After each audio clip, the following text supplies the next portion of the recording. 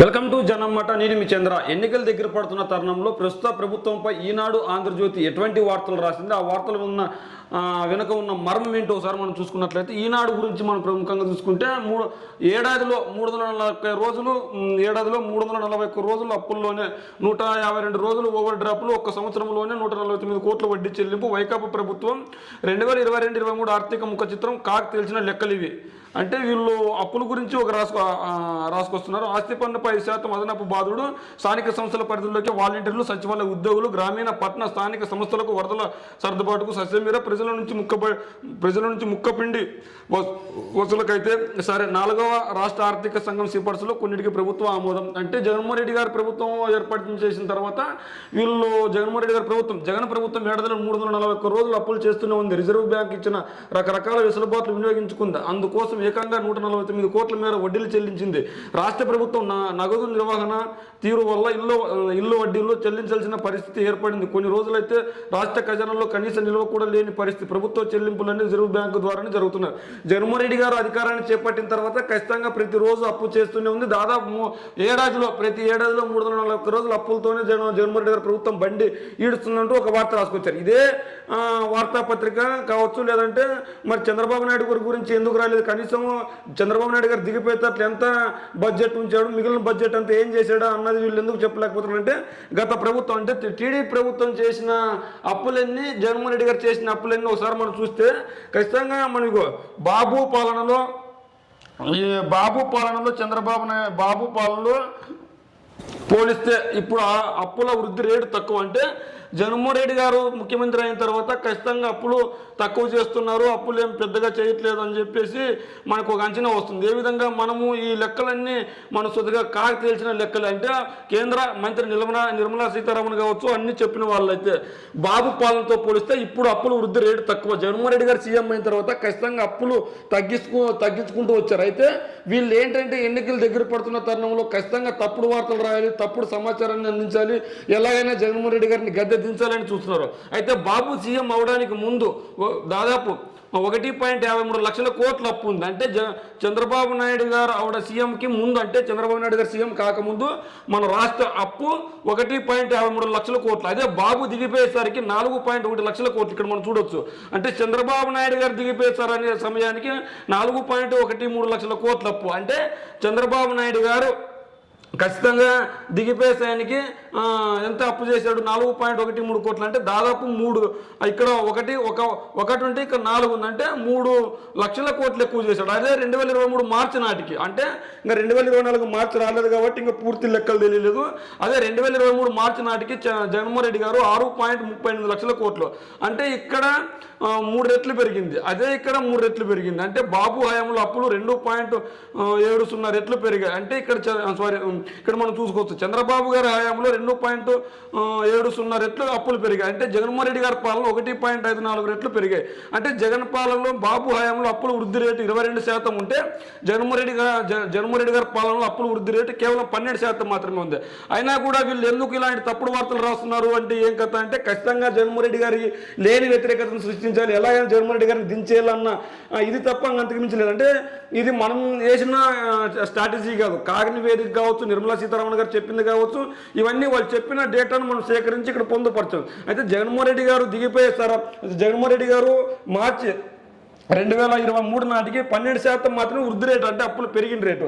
అదే చంద్రబాబు నాయుడు గారు 22% పెంచారు. అంటే ఎవరి హయాములు ఎక్కువ అప్పులు చేస్తున్నారు అంటే ఖచ్చితంగా గత ప్రభుత్వంలో అప్పులు ఎక్కువ చేశారు. పోనీ గత ప్రభుత్వం, జగన్మోహన్ రెడ్డి గారి ప్రభుత్వం ఇద్దరు అప్పులు చేశారు. అయితే ఏమైనప్పటికీ మరి చంద్రబాబు గారు అన్ని అప్పులు చేస్తే మరి ఎందుకు ఇంత సంక్షేమాన్ని ఎందుకు ఇవ్వలేకపోయాడు, చంద్రబాబు గారు అన్ని అప్పులు చేస్తే ఎందుకు ఇంత అభివృద్ధి చేయలేకపోయాడు, చంద్రబాబు గారు ఎందుకు నాడు నేడు వ్యవస్థకు పెద్దపీట వెళ్ళాడు, చంద్రబాబు గారు ఎందుకు స్కూళ్లకు మహర్దశ తీసుకొని రాలేకపోయారు, ఎందుకు చంద్రబాబు నాయుడు గారు పిల్లలకు అమ్మఒడి ఇవ్వలేకపోయారు, మిడ్ డే మీల్స్ ఇవ్వలేకపోయారు, మంచి ఆరోగ్యం ఇవ్వలేకపోయారు, మంచి వసతి సౌకర్యాలు ఇవ్వలేకపోయారు, మంచి టిడుకోయిలు ఇవ్వలేకపోయారు.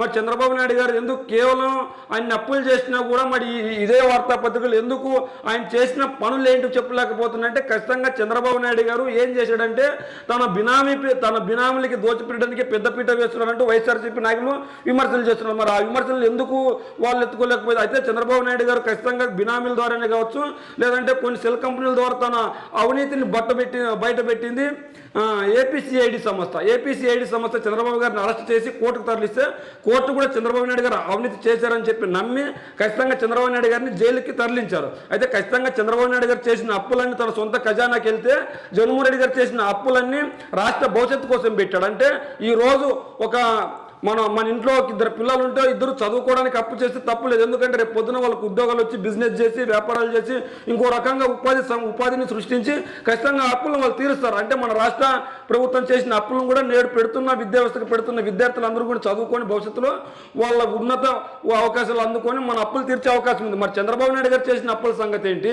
చంద్రబాబు నాయుడు గారు చేసిన అప్పులు దేనికి ఖర్చు పెట్టాడు? జగన్మోహన్ రెడ్డి గారు చేసిన అప్పులు దేనికి ఖర్చు పెట్టాడు? ఒకసారి మనం చూసుకున్నట్లయితే జగన్మోహన్ రెడ్డి గారు అప్పులు చేసినప్పటికీ ఖచ్చితంగా పేద ప్రజలకు సంక్షేమాన్ని ఇచ్చాడు, పేద ప్రజలకు విద్యనిచ్చాడు, పేద ప్రజలకు వైద్యాన్ని ఇచ్చాడు, పేద ప్రజలకు పేద ప్రజల పిల్లలకు మెడికల్ కాలేజీలు కట్టాడు, పేద ప్రజలకు జగనన్న విద్యా దీవెని ఇచ్చాడు, వసతి దీవెని ఇచ్చాడు, పెద్ద ఎత్తున ఉపాధి అవకాశాలు కల్పించాడు. జగన్మోహన్ రెడ్డి గారు అన్ని సదుపాయాలు కల్పించారు. ఇది జగన్మోహన్ రెడ్డి గారు చేసిన అప్పుల గురించి. అయితే జగన్మోహన్ రెడ్డి గారు చేసిన అప్పుల గురించి మరి టీడీపీ చేసిన అప్పుల గురించి కింద మీ కామెంట్ రూపంలో తెలియజేయండి. అదేవిధంగా ఈనాడు ఒక వార్త రాసుకొచ్చింది. ఇంకొకటి ఆ వార్త ఏంటంటే జగన్మోహన్ రెడ్డి గారు టిడ్కో ఇళ్ళ గురించి ఒక వార్త రాసుకొచ్చింది. ఇక్కడ మనం చూసుకోవచ్చు. ఇక్కడ టిడ్కో ఇళ్లపై జగన్మోహన్ రెడ్డి గారు పిడుగు అంట.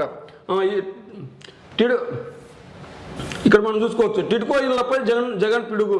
అందమైన ఇల్లు అన్నారు, జగనన్న ఊళ్ళు అన్నారు. సీఎం మాటలు నమ్మిన పేదలు కళ్ళు కాయలు కాసేలా ఎదురు చూశారు. 5 ఏళ్లలో ఊళ్ళు నిర్మించడం కాదు కదా, చిన్న గుడి కూడా పూర్తి చేయలేదు. గత ప్రభుత్వం కట్టిన టిడ్కో ఇళ్లను కక్షతో గాలి వదిలేసింది వివక్ష సర్కార్. అంటే జగన్మోహన్ రెడ్డి గారు ఖచ్చితంగా టిడ్కో ఇళ్లకు పెద్దపీట వేయలేదు, ఖచ్చితంగా ప్రభుత్వం అన్యాయం చేసింది, పేద ప్రజలకు ఇచ్చిన వాగ్దానాలని తప్పు అని చెప్పుకొచ్చింది. అయితే ఇదే టిడ్కో ఇళ్లపై మనం ఒక చిన్న అనాలిసిస్ చేసుకున్నట్లయితే అంశం 300 చదరపు ఇల్లు నాడు అంటే 2014 నుంచి 2019 వరకు లబ్ధిదారులు 2.65 లక్షల చొప్పున చెల్లించాల్సి ఉండేది. అంటే జగన్మోహన్ రెడ్డి గారు అంతకుముందు చంద్రబాబు నాయుడు గారి ప్రభుత్వంలో పూర్తిగా ఖచ్చితంగా ఉచితమైతే కాదు, ప్రభుత్వానికి 2.65 లక్షలు చెల్లిస్తేనే, అంటే దాదాపు 2,65,000 రూపాయలు చెల్లిస్తేనే ప్రభుత్వం ఇల్లు ఇచ్చేది. అదే జగన్ గారి ప్రభుత్వంలో ఈ పూర్తి ఉచితంగా ఇల్లు కేటాయింపు. అంటే ఇక్కడ ఎవరు చిత్తశుద్ధితో ఉన్నారు? అదేవిధంగా టీడీపీ హయాంతో పోలిస్తే లబ్ధిదారులకు జరిగిన మంచి. గతంలో లబ్ధిదారులు 2,65,000 అప్పు చేసి ఆపై 20 ఏళ్లలో వడ్డీతో 7,20,000 చెల్లించాల్సింది ఉచితంగా. అంటే అదే ఒకటి కేటాయించడం ద్వారా పేదలకు, అంటే ఇక్కడ 1,43,600 ఇళ్లను కేటాయించడం ద్వారా పేదలకు 10,339 కోట్ల మేర సీఎం జగన్ ప్రభుత్వం లబ్ధి చేకూరింది. అంటే జగన్ గారి ప్రభుత్వంలో ఖచ్చితంగా 10,339 కోట్ల మేర జగన్ ప్రభుత్వం లబ్ధి చేకూర్చింది పేదలకు. ఇదే టీడీపీ ప్రభుత్వంలో 2,65,000 రూపాయలు చొప్పున వాళ్ళు ఇళ్ళ కడితేనే వాళ్ళు ఇల్లు ఇచ్చేవాళ్ళు. అంటే ఈ వార్తలన్నీ వాళ్ళు అప్పుడు ఆ రోజు ఎందుకు రాయట్లేదు? అంటే ఖచ్చితంగా జగన్మోహన్ రెడ్డి గారి ప్రభుత్వం మంచి చేసిస్తే వీళ్ళకు నచ్చదు. కేవలం ఇక్కడ జగన్మోహన్ రెడ్డి గారి హయాంలో నిర్మించిన ఇళ్ళు కూడా ఉన్నాయి, అయినా కూడా ఇళ్ళు నిర్మించలేదు, అక్కడ ఊళ్ళకి కాదు సమాధులు ఉన్నాయని చెప్పి రాస్తున్నారు. అయితే ఏదేమైనప్పటికీ ఇల్లు తీసుకున్న ప్రతి పేదవాడికి తెలుసు ఎవరి హయాంలో ఎలా ఉంది, ఎవరి హయాంలో మంచిగా ఉంది, ఎవరి హయాంలో చిత్తశుద్ధిగా పనిచేస్తున్నారు ప్రతి పేదవాడికి తెలుసు. అదేవిధంగా మనం ఇక్కడ చూసుకున్నట్లయితే 365 చదరపు అదేవిధంగా 430 చదరపు ఇల్లు, అంటే 300 ఇల్లు లబ్ధిదారులు తమ వాటాగా యూనిట్కు 50,000, 430 చదరపు ఇల్లు లబ్ధిదారులు 1,00,000 చొప్పున చెల్లించాలి ప్రభుత్వం టీడీపీ ప్రభుత్వంలో ఉన్నప్పుడు. టీడీపీ ప్రభుత్వంలో ఉన్నప్పుడు అంటే ఈ 325 చదరపు అడుగులకు దాదాపు 50,000 చెల్లించేవాళ్ళు, 430 చదరపు అడుగులకు 1,00,000 చదరపు ఇల్లు లబ్ధిదారులు 1,00,000 రూపాయలు చెల్లించాల్సింది. అదే లబ్ధిదారుల వాటా చెల్లింపులు 50% రాయితీ ఇచ్చింది జగన్మోహన్ రెడ్డి గారు. అంటే జగన్మోహన్ రెడ్డి గారు నిత్యం పేద ప్రజలకు అండ వేస్తూనే ఉన్నారు తప్ప ఇంకోట్లేదు. రాయితీ ఇవ్వడం ద్వారా 1,18,600 మంది లబ్ధిదారులపై 482 కోట్ల మేర భారం తగ్గించింది, భారీ ఊరట కల్పించింది సీఎం జగన్ ప్రభుత్వం. అంటే సీఎం జగన్ ప్రభుత్వం ఖచ్చితంగా పేద ఇళ్లకు పేద వర్గాలకు ఖచ్చితంగా లబ్ధి చేకూరే విధంగా చంద్రబాబు నాయుడు గారు ఏదైతే పన్ను వేశారో, ఏదైతే భారం వేశారో వాటన్నిటి 50% తగ్గించి 482 కోట్ల భారం పేద ప్రజలకు తగ్గించారు. అయినా కూడా వీళ్ళు రిజిస్ట్రేషన్ ఫీజు పెంచారు, పన్నులు పెంచేశారు, అభివృద్ధి జరగట్లేదు, కేవలం పేదలను దండుకుంటున్నాడు. అయితే ఏదేమైనప్పటికీ పేద ప్రజలకు తెలుసు ఎవరు మంచి చేస్తున్నారు, ఎవరు మంచి చేయట్లేదు అన్నది. అదేవిధంగా రిజిస్ట్రేషన్ ఫీజు లబ్ధిదారులు చెల్లించాలి. అంటే రిజిస్ట్రేషన్ ఫీజు ఏదైతే ఉందో అది లబ్ధిదారులు చెల్లించాలి చంద్రబాబు హయాంలో. అదే జగన్ ప్రభుత్వం హయాంలో 1200 కోట్ల ఫీజుల భారాన్ని ప్రభుత్వం భరిస్తుంది. అంటే ఏదైతే రిజిస్ట్రేషన్ ఫీజు ఉందో ఆ రిజిస్ట్రేషన్ ఫీజు మొత్తాన్ని ప్రభుత్వమే భరించింది. రిజిస్ట్రేషన్ ఫీజుల భారం తప్పించడం ద్వారా 2.62 లక్షల మందికి 1200 కోట్ల మేర లబ్ధి. అంటే జగన్మోహన్ రెడ్డి గారి ప్రభుత్వం ఖచ్చితంగా సిద్ధశుద్ధితో పనిచేస్తుంది తప్ప ఎవరికి ఇక్కడ బ్యాంకు లోన్లు కావచ్చు ఇంకోటి కావచ్చు అన్నీ ఇక్కడ మనం చూసుకున్నట్లయితే ఖచ్చితంగా జగన్మోహన్ రెడ్డి గారి ప్రభుత్వం పేద ప్రజలకు అండగా నిలబడుతుంది.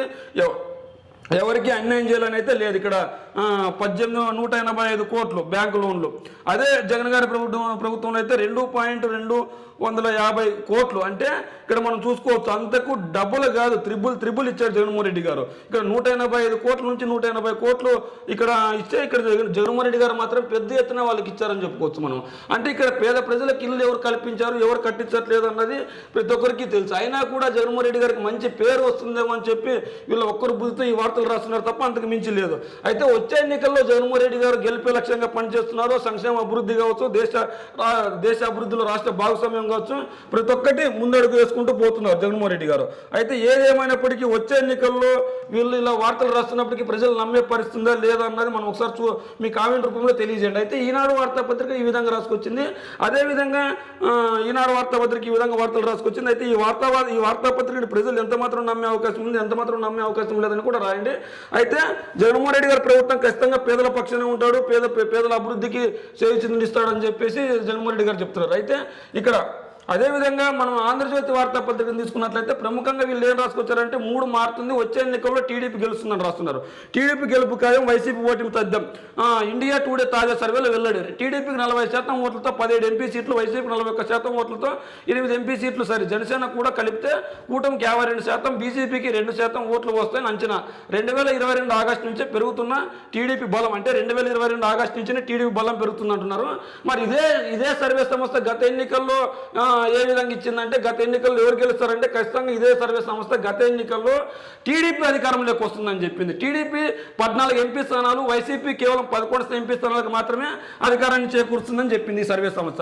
మరి గత సర్వేలో ఎందుకు వీళ్ళు సక్సెస్ సాధించలేదు? 2019 ఎన్నికలకు ముందు సి ఓటర్ సర్వే ఖచ్చితంగా ఫెయిల్యూర్ అయింది. ఏ విధంగా గత ఎన్నికల్లో టీడీపీకి 14 ఎంపీ స్థానాలు వస్తాయంటే 3 ఎంపీ స్థానాలకే పరిమితమైంది. వైఎస్ఆర్సీపీకి 11 మాత్రమే వస్తాయంటే దానికి డబ్బులు అంటే 22 ఎంపీ స్థానాలను కైవసం చేసుకుంది వైఎస్ఆర్ కాంగ్రెస్ పార్టీ. అంటే దీని డొల్లతనం ఏ విధంగా ఉందో మనం చూడవచ్చు. అయితే వచ్చే ఎన్నికల్లో జగన్మోహన్ రెడ్డి గారు సంక్షేమం అందించాడు కాబట్టి మీరు నా సంక్షేమాన్ని మీరు లబ్ధి చేకూరిందంటేనే నాకు ఓటేయండి లేకుంటే వద్దు, నా పరిపాలన మంచిగా ఉందని భావిస్తేనే నాకు ఓటేయండి లేకుంటే వద్దు అని ముక్కంఠంగా చెప్తున్నాడు. మరి ఇదే టీడీపీ కావచ్చు జనసేన కావచ్చు బీజేపీ కావచ్చు ఎందుకు చెప్పట్లేదు ఇలాంటిది? అంటే జగన్మోహన్ రెడ్డి గారు చిత్తశుద్ధితో పరిపాలిస్తున్నారు, పేద ప్రజలకు మంచి చేయడానికి పరిపాలిస్తున్నారు తప్ప ఇంకోటి కాదు. అయితే జగన్మోహన్ రెడ్డి గారు వచ్చే ఎన్నికల్లో గెలిపే లక్ష్యంగా కాకుండా ఖచ్చితంగా మీకు మంచి చేస్తేనే ఈ రాష్ట్ర అభివృద్ధి కోసం ఈ రాష్ట్ర సంక్షేమం కోసం రాస్తున్నారు. అదే ఢిల్లీలో వాళ్ళని అమిత్ షా పిలుపు కోసం నిరక్షణ. ఇక్కడ జగన్మోహన్ రెడ్డి గారిని అమిత్ షా అపాయింట్మెంట్ కోరలేదు, వాళ్ళే జగన్మోహన్ రెడ్డి గారిని పిలిపించుకున్నారు.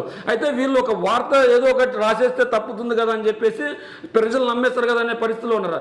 ఏదేమైనప్పటికీ ఎవరు పొత్తుల కోసం ప్రాగలాడుతున్నారు? జగన్మోహన్ రెడ్డి గారు బీజేపీతో కలవాల్సి ఏముంది? బీజేపీతో ఏమైనా పొత్తుతో వెళ్తానంటున్నాడు జగన్మోహన్ రెడ్డి గారు. ఏమన్నా బీజేపీతో ఏమన్నా సీట్ల పంచాయతీ ఏమన్నా జగన్మోహన్ రెడ్డి గారికి ఉందా? 170 ఎమ్మెల్యే స్థానాలను ప్రకటించుకుంటూ పోతున్నాడు. ఇక టీడీపీ జనసేన బీజేపీతో పొత్తు పెట్టుకోవడానికి ఆతృత పడుతుంది. జగన్మోహన్ రెడ్డి గారికి ఏమన్నా ఆతృత ఉందా బీజేపీతో పొత్తు పెట్టుకోవాలని? ఎట్టకేలకు బీజేపీ వైసీపీ పొత్తు పెట్టుకోవాలని ఏ రోజు కోరుకోలేదు. సింగిల్గా వస్తాను సింహంలో వస్తానని జగన్మోహన్ రెడ్డి గారు చెప్తున్నారు.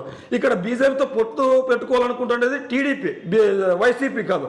అంటే ఇక్కడ ఎవరి కోసం వేచి చూడాల్సిందో ఒకసారి మనం చూసుకోవచ్చు. అయితే ఖచ్చితంగా జగన్మోహన్ రెడ్డి గారు అయితే వాళ్ళ పొత్తు కోసం అయితే ప్రాకులాడు. ఎందుకోసం అంటే ఖచ్చితంగా జగన్మోహన్ రెడ్డి గారు పొత్తుతో కాదు సింగిల్గా వెళ్తాను సీట్లు గెలుస్తానని చెప్పి ధీమాగా ఉన్నారు. ఇక్కడ పొత్తు కావాల్సింది టీడీపీకి కానీ వైసీపీకి కాదు. మళ్ళీ జగన్ వస్తే మీ భూములు కబ్జానే పొలాలు స్థలాలన్నీ సర్కార్ గుప్పట్లోనే. ఇదే శర్మిల గత ఎన్నిక పక్క రాష్ట్రంలో తెలంగాణలో పోటీ చేయకుండా ఇక్కడికి వచ్చి నానా అంగీ చేస్తుంది. ఈవిడికేం తెలుసు? కొద్ది రోజులు తెలంగాణలో ఉంటుంది, మళ్ళీ ఎక్కడికి వెళ్తుంది, ఇక్కడికి వస్తుంది, మళ్ళీ ఎక్కడ ఎన్నికలు ఉంటే అక్కడ వాలిపోతుంది వలస పక్షిలాగా. అంటే ఇక్కడ ఎవరు పేద ప్రజలకు మంచి చేశారు, ఎవరికి పేద ప్రజలకు మంచి చేయలేదు, ఎవరు ఎన్ని సర్వేలు ఇచ్చినా జగన్మోహన్ రెడ్డి గారు ఖచ్చితంగా గెలిపే లక్ష్యంగా ముందుకెళ్తున్నారు. ఇదే వార్తాపత్రికలో 2019 ఎన్నికల్లో జగన్మోహన్ రెడ్డి గారు కనీసం 40 సీట్లు కూడా రావని రాశాయి. జగన్మోహన్ రెడ్డి గారు ఖచ్చితంగా ఘోర పరాజయం కాబోతున్నాడని రాశాయి. మరి అంత ఘోర పరాజయం రాసినా కూడా మరి 2019 ఎన్నికల్లో ఎందుకు అంత అఖండ మెజార్టీ వచ్చిందంటే ఖచ్చితంగా ప్రజలు వార్తాపత్రికలను, టీవీ ఛానల్స్ను, సోషల్ మీడియాను చూసి ఓట్లేసే పరిస్థితి లేదు. వాళ్ళకి మంచి చేరితే ఓట్లు వేస్తారు, మంచి చేరకపోతే ఖచ్చితంగా గద్దె దిగుతారు. అయితే వచ్చే ఎన్నికల్లో ఎవరు గెలుస్తారో మీ కామెంట్ రూపంలో తెలియజేయండి.